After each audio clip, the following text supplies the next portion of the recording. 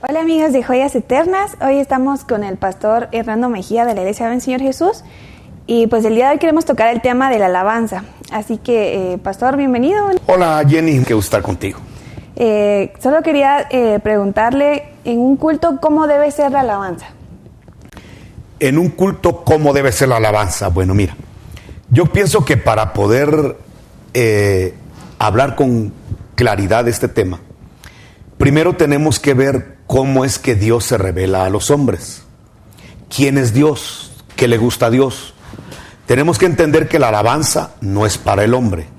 Cuando yo voy a la iglesia, no le voy a cantar al hombre, no voy a sacar mis mejores notas y tonos de voz para un hombre o para una persona que asiste a la iglesia, sino que cuando llegamos a la iglesia, vamos a presentar nuestra alabanza para Dios.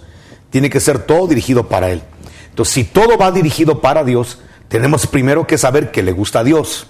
Creo que de ahí podemos partir. Y Dios, la forma como se reveló con el hombre, en su carácter, es sobre un Dios que es alegre, un Dios que es feliz, un Dios que le gusta hacer fiesta y un Dios que le gusta hacer parranda. Si te recuerdas, en Lucas 15 hay 3 parábolas que hablan del carácter de la Trinidad. En la primera parábola se habla del pastor que encuentra una oveja perdida.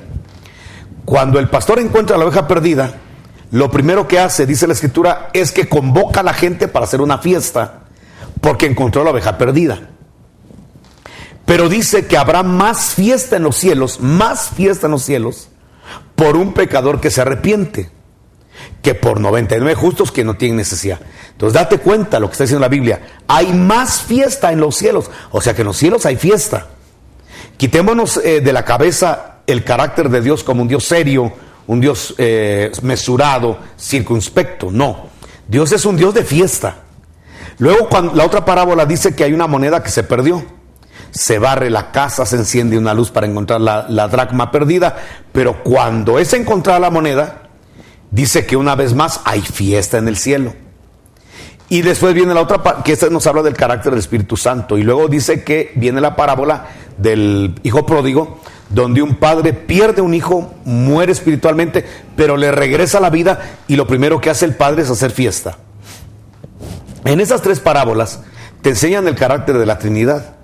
El carácter de la Trinidad es que siempre están de fiesta y siempre hacen fiesta. Entonces, si te vas a acercar a un culto, que por cierto culto significa fiesta, cuando vas a una fiesta, o sea, cuando vas a un culto, tienes que entender que no vas a una ceremonia seria, que no vas a una ceremonia formal, sino que vas a una ceremonia donde algo se va a celebrar. Se va a celebrar la resurrección del Señor Jesucristo, se va a celebrar que venció el pecado, que venció las maldiciones, que venció toda enfermedad, que venció todo problema. Entonces, cuando vamos a la iglesia, vamos a una fiesta, a celebrar a un Dios que le gusta la fiesta. Entonces, ¿cómo debe ser la alabanza en la iglesia, en la congregación? Debe ser una alabanza alegre, donde la gente entienda que va a haber a un Dios que le gusta la fiesta y que si a Él le gusta estar en estado de fiesta, obviamente le gusta que las ovejas también sus hijos estén en ese estado de fiesta. Hablemos algo más. Sofonías capítulo 2, en la Biblia Jerusalén, que es una traducción católica, dice que Jehová está en medio de nosotros, poderoso Él salvará. Dice que Dios exultará de gozo por nosotros y dice que danzará por nosotros. Cuando tú lees ese pasaje de Sofonías capítulo 3, ¿cómo te imaginas a Dios danzando? ¿Cómo le hará Dios para danzar? Pero ahí dice que Yahvé o Jehová va a danzar por nosotros. O sea, va a ser tanto el gozo de vernos restaurados, bendecidos, conociendo su misericordia, su gracia, disfrutando el perdón de pecados y los beneficios de la liberación. Dice que va a estar tan contento que Él va a danzar por nosotros. Entonces, si vamos a ir a un culto, tenemos que entender que vamos a un lugar a ver a un Dios de fiesta, de gozo, de alegría, y que por lo tanto nuestros cultos deben ser así. Deben ser cultos a Dios de fiesta y de gozo y de alegría. Entonces, ¿cómo hacer un culto en la iglesia? Pues muy sencillo, con mucho gozo y mucha alegría. Ok, muy bien. Y entonces, ¿qué tipos de alabanza existen? Bueno, hay muchos tipos de alabanza. Por ejemplo, tal vez no de alabanza, la alabanza es una, sino quizá podríamos decir que hay muchas formas de alabar a Dios. Mira, En la Biblia se habla de gente que me imagino que tuvo una revelación del carácter de Dios, de Sofonías, que todavía no estaba escrito, pero tuvieron revelación de un Dios que danza, de un Dios que baila de júbilo. Entonces tal vez sea la razón por la cual María, la hermana de Moisés, que fue la primera que danza en la Biblia de una manera congregacional, dice que cuando vio la liberación de Israel de la esclavitud, vio que Faraón y su ejército habían sido reducidos a la impotencia por el poder de Dios. Entonces lo que hizo fue tomar un pandero, que es un instrumento de alegría y de fiesta, y dice que empezó a cantar, y todas las mujeres salieron a cantar y danzaron en la presencia del Señor, celebrando la victoria de la liberación y la redención de Israel de Egipto. No había forma de escapar por una vía humana de ese lugar, a no ser que el Mar Rojo se abriera, interviniera la sobrenaturalidad de Dios. Entonces lo que María hace con todo el pueblo es celebrar la sobrenaturalidad de Dios, es celebrar que esa promesa de salir de la esclavitud se cumplió cuando el Señor abre el Mar Rojo. Entonces María hace un culto muy especial porque ahí hubo una danza extraordinaria viendo la victoria que Dios les había dado a los israelitas. Luego viene David, y David expresa otro tipo de, o sea, el mismo tipo de alabanza con danza hacia Dios cuando el arca del pacto regresa a Israel, es decir, llega a la casa de David.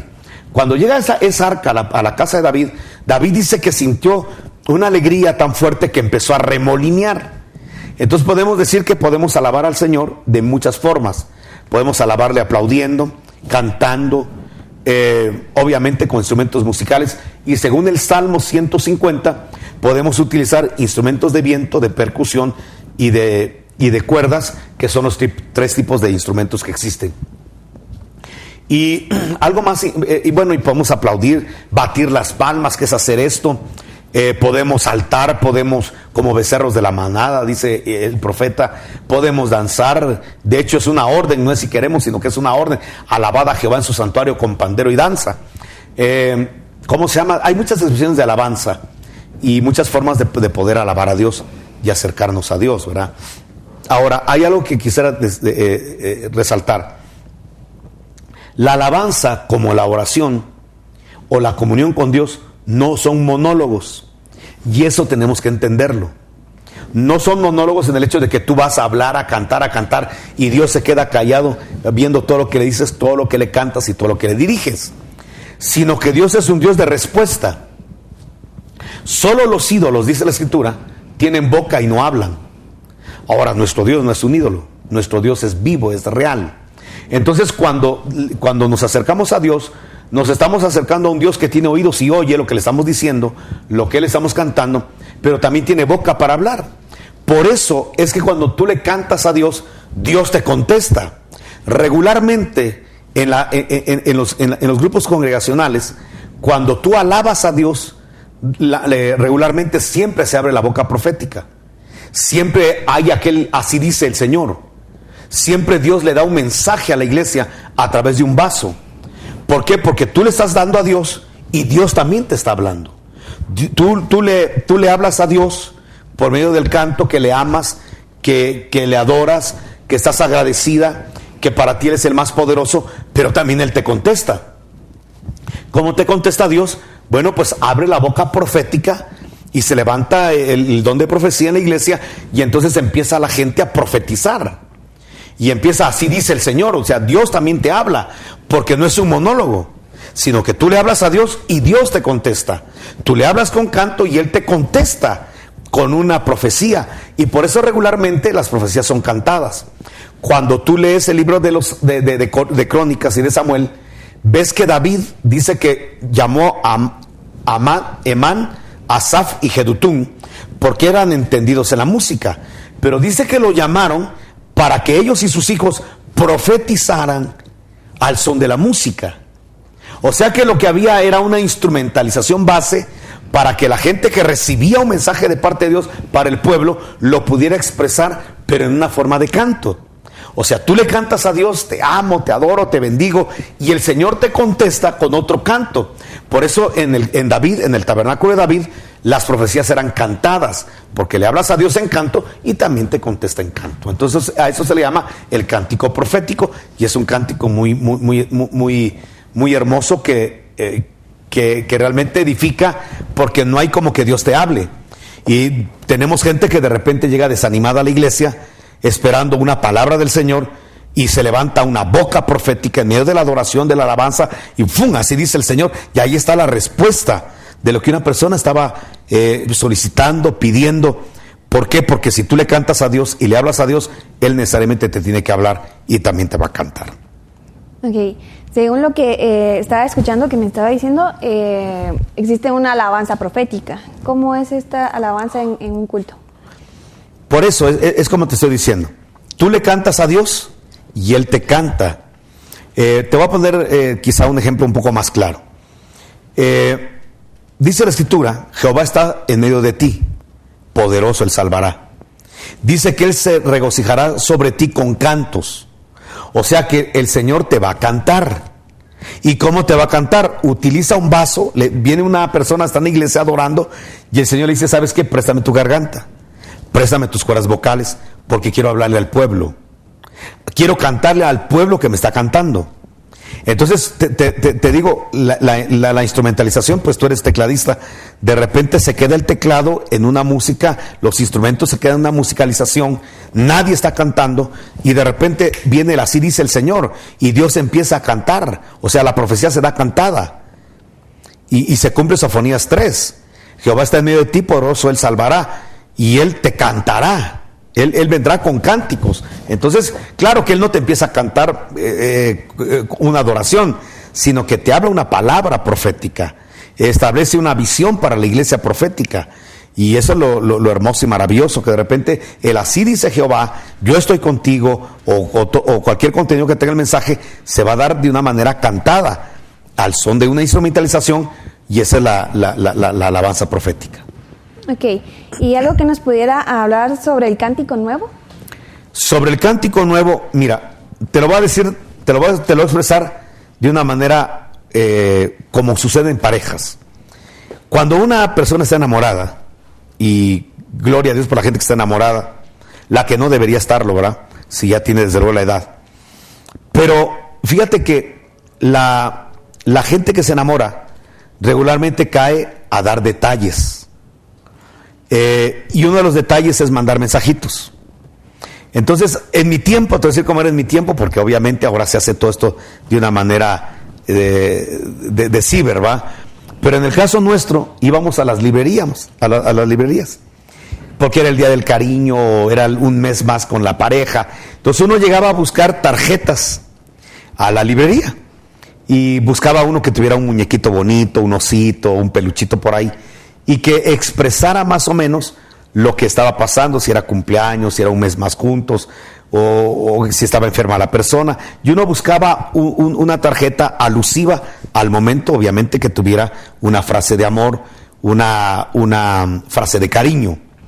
Entonces lo que uno hacía era comprar la tarjeta, obviamente ponía uno para quién era y quién estaba enviando, pero cuando la persona recibía la tarjeta, la jovencita recibía la tarjeta, lo agradecía, va, mejor si era con tinta que tenía olor, porque en nuestro tiempo habían plumas que tenían aroma, entonces cuando olía la tarjeta exhalaba ese perfume, entonces uno como que la persona lo sentía agradable, va. 1, 2, miraba el muñequito y decía, ay, qué romántico, qué tierno, que no sé qué. Luego leían la frase, porque estaba la frase impresa de lo que se decía. Pero eso no era lo más importante. Lo más importante, siempre nos dejaban una página en blanco para que ahí nosotros anotáramos lo que nosotros sentíamos por la persona. Y eso es lo que más era lo más interesante, porque ahí no era lo que decía la impresión con tinta, no era el muñequito, sino que éramos nosotros, nuestro romanticismo, nuestra capacidad de expresar lo que sentíamos por la persona que amábamos, y eso era lo más importante de la tarjeta. Entonces, ahora pasémoslo al terreno de la relación con Dios y la armonía que tenemos con Dios. Cuando tú le cantas al Señor un canto, que ya sea en el CD de un cantante cristiano, de un grupo de música cristiana, pues es bueno, Dios lo recibe, porque es como la tarjetita, es como llevarle el muñequito, la impresión, lo que dice. Cuando tú le cantas al Señor un canto porque el grupo de música ya enseñó ese canto y tiene frases muy bonitas para expresárselas al Señor, y lo cantas, eso es bueno, eso no es malo. El problema está de que Dios dice, bueno, eso es lo que ya me dijo, lo que ya cantaron, y ya hay tantas descargas, o cuántos discos piratas, aparte de los originales, que ya se vendieron de este canto. Ahora mi pregunta es, ¿y tú qué me quieres decir a mí? ¿Qué es lo que tu corazón expresa hacia mí? A eso se le llama cántico nuevo. Es cuando ya dejas de cantarle al Señor lo que se canta en un cántico pregrabado, aprendido, y ya empiezas a fluir tú para el Señor, a decirle lo que Él es para ti. Y le empiezas a cantar el impacto que ha provocado su naturaleza en tu vida, sus atributos en su vida. Entonces le empiezas a cantar tú a Él. Ya no un canto aprendido, sino que es un cántico que solo tú puedes expresar, porque es de acuerdo a lo que has vivido durante ese día, durante ese tiempo, la semana, el mes, no sé. Y le empiezas a cantar al Señor de tu propia inspiración. Ese es el cántico nuevo. Cántico nuevo no es que, hermanos, miren, ya traigo un canto nuevo del volumen 32 del grupo tal. Esa no es un cántico nuevo. Tal vez es el cántico nuevo en el sentido de que por primera vez se va a estrenar ese canto en la iglesia, el grupo musical lo va a cantar. Pero ese no es el cántico nuevo de David. El cántico nuevo de la Biblia, lo que nos enseña la Biblia, es un canto que no es aprendido. Sencillamente, una vez más, ustedes los músicos se quedan en la instrumentalización, y nosotros empezamos de nuestra propia inspiración a cantarle al Señor un canto. Ese es el cántico nuevo. Perfecto. Ahora, otro punto es que, por ejemplo, nosotros como seres humanos somos tripartitos, ¿sí? Cuerpo, alma y espíritu, pero mucha gente en la congregación se cohíbe, por ejemplo, a la hora de la alabanza, danzar, porque se enfoca en que Dios solo busca adoradores en espíritu. Entonces, no sé, más o menos, ¿qué nos podría hablar de eso? Bueno, la verdad es que es solamente citar parte de la Biblia. Nosotros tenemos que hablar con toda la Biblia, no con parte de la Biblia. Realmente hay gente que busca pretextos porque realmente no tiene esa libertad para cantarle al Señor. Es la verdad. Yo sé que mucha gente, cuando yo toco este tema, se ponen hasta violentos. He tenido gente que se pone violenta cuando digo esto, pero es la verdad. Si Dios es de un carácter alegre, como dijimos al principio del programa, por los textos bíblicos que nos antecedieron, obviamente si vamos nosotros a ir a una fiesta, no vamos a ser los amargados de la fiesta, ¿va? Entonces, decir que yo estoy danzando en el espíritu es la cosa más ridícula que pueda haber, porque el espíritu no danza. Decir que estoy danzando en el alma es obviamente ridículo, porque el alma no danza. Quien danza es el cuerpo. Entonces, quien levanta, o sea, cuando hablamos de levantar las manos, alguien puede estar, mire, ahorita estoy levantando las manos en espíritu. Eso es lo más ridículo que puede haber, porque no es así. Dios está hablando, cuando habla de danza, obviamente está diciéndote, como bien citaste tú, involucra tu espíritu, tu alma y tu cuerpo. Claro, una danza donde solo está involucrado el cuerpo es ridículo también. Tú estás diciendo que la alabanza tiene que ser trina, tiene que ser de espíritu, de alma y de cuerpo, y así es. Alabar solo con el alma, sin incluir el espíritu y el cuerpo, es algo incompleto, como solo utilizar el cuerpo y la mente en otra cosa. Por ejemplo, lo voy a decir de esta manera. A veces hay grupos en las iglesias que les llaman grupos de danza, donde ya ensayaron los pasos, ya se saben qué pasos tocar, hasta algunos le dan hasta simbolismo a ciertos pasos. Para empezar, no es bíblico. Pero a mí me parece muy plástico entregarle al Señor algo que ya ensayé, algo que ya predeterminé. Y te quiero decir una cosa, Dios es un Dios de improvisos. Dios es un Dios que le gusta mucho el de repente. Él improvisa mucho. En el sentido de que, aunque Dios es un Dios de orden, Dios de repente te marca cosas que no están en tu programa, es lo que quiero decir. Mira toda la Biblia y Dios ve que un hombre viene en una rutina, en un esquema, y de repente viene Dios, ¡pum!, y le rompe el esquema y le rompe la rutina. Dios regularmente llega a la vida a los hombres a romperles la rutina, a romperles un esquema.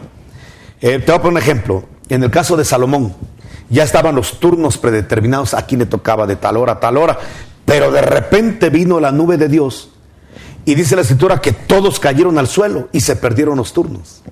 ¿Qué es lo que Dios te está diciendo? Que cuando su presencia se manifiesta, muchas veces lo que los hombres hemos programado se rompe, se interrumpe.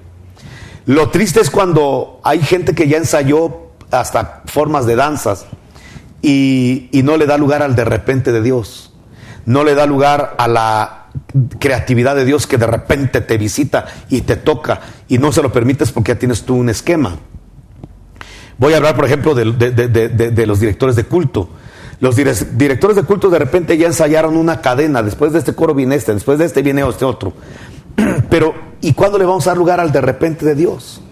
¿Cuándo le vamos a dar lugar a que de repente un coro que se ensayó, que solamente va 2 veces a repetirse, Dios quiere que lo repitamos 10,000 veces? Ya ves que en el cielo de repente se habla santo, santo, santo, santo, santo, día y noche santo, santo. ¿Y por qué Dios en un culto no podría tomar un coro y que ese coro sea el de toda la hora del culto? Y viene el director de culto y dice, no, porque ensayamos 5 más, y si no quedamos mal con el ensayo. El ensayo solamente debe ser un deseo de darle al Señor una alabanza con perfección, porque Él merece lo mejor.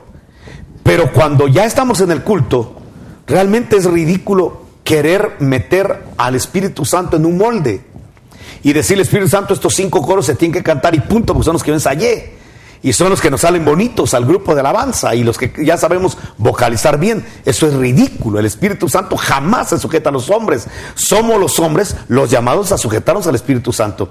¿Y qué tal ese día el Espíritu Santo no quiere que cantemos? Y quiere que todos nos postremos y oremos, y toda la hora se nos vaya en oración. ¿Qué va a pasar cuando el Espíritu Santo solicite eso? Si el grupo de alabanza ya está cuadrado de que esto es la cadena que tenemos que cantar, y aunque Dios quiera que oremos, aquí no se ora porque aquí ya tenemos una cadena preensayada. Eso es ridículo. Querer meter a Dios en un molde es ridículo. Por eso cuando decimos vamos a alabar a Dios en espíritu, alma y cuerpo, porque así debe ser la alabanza, porque estamos en el tiempo de la restauración del tabernáculo de David, y en el tabernáculo de David se danzaba y se alababa en espíritu, alma y cuerpo. Entonces yo pienso que la gente que adversa este punto, número 1, no conoce el carácter de Dios. Esa es la verdad. Número 2, no quiere rendir su mente a lo que la Biblia dice. Yo me he encontrado mucha gente que adversa, no, que la danza no es importante. ¿Usted cree que soy menos amado por Dios si no danzo? Eso a mí no me importa. Esa pregunta no es para mí. Esa pregunta es para Dios, porque Él fue el que ordenó que se hiciera de esa manera. Es como cuando alguien dice, mire, y si no hablo en lenguas, Dios me amará menos. La verdad no sé si te ama menos o no. La Biblia nos ordena que procuremos el bautismo con el Espíritu Santo, porque es una promesa para nosotros, para nuestros hijos y para los que Dios, llamare. Hay gente que me pregunta por ahí, ¿y si no participo de Santa Cena soy menos amado por Dios? No sé, pero Él nos llama a que nos juzguemos delante del tribunal del Espíritu Santo y discernamos el cuerpo de Cristo y participemos de la Santa Cena.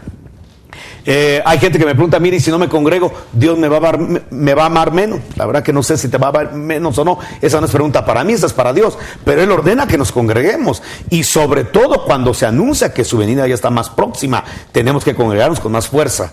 Es como que alguien me dijera, mire hermano, y si yo no vivo, no me sujeto a mis padres, Dios me amará menos. No sé si te ama menos o no. Lo que yo sé es que la Biblia dice que tienes que sujetarte y punto. Mi función es enseñar lo que dice la Biblia. Ya la conciencia de cada uno estará un día delante del Señor para justificarse en sus razonamientos y en sus argumentos o no. A mí mi función es enseñar lo que dice la Biblia. Y la Biblia dice que tenemos que involucrar para alabar a Dios espíritu, alma y cuerpo, instrumentos musicales de viento, cuerda, percusión, que tenemos que hacerlo con cántico nuevo, cántico de liberación, cántico profético, que tenemos que hacerlo ¿qué te digo? En la congregación con alegría. Eso es lo que dice la Biblia. Mi función es enseñar eso, y cada conciencia delante de Dios un día dará cuentas, pero mi función y la función de todo maestro serio de la palabra es enseñar el evangelio completo. Decir que el Señor busca adoradores en espíritu y verdad, y por eso anular que el alma adore o que adore el cuerpo, es tener un evangelio totalmente incompleto basado en un versículo bíblico. Jesús jamás estaba anulando toda la Biblia haciendo esa mención, como cuando le dicen, ¿cómo resumimos la ley? Bueno, la ley la resumimos: amarás a Dios y a tu prójimo. Entonces alguien dirá, entonces ahora ya no está vigente no robarás, porque el Señor solamente dio 2 mandamientos. Bueno, cada quien puede interpretar la Biblia como se le dé la gana. Al final un día estaremos delante del Señor, y mi función y la función de todo maestro serio de la palabra es: hay que alabar a Dios en espíritu, en alma y en cuerpo. Muchísimas gracias, pastor. Lamentablemente se nos ha acabado el tiempo, pero les agradecemos a todos por su sintonía. Que pasen feliz día y bendiciones.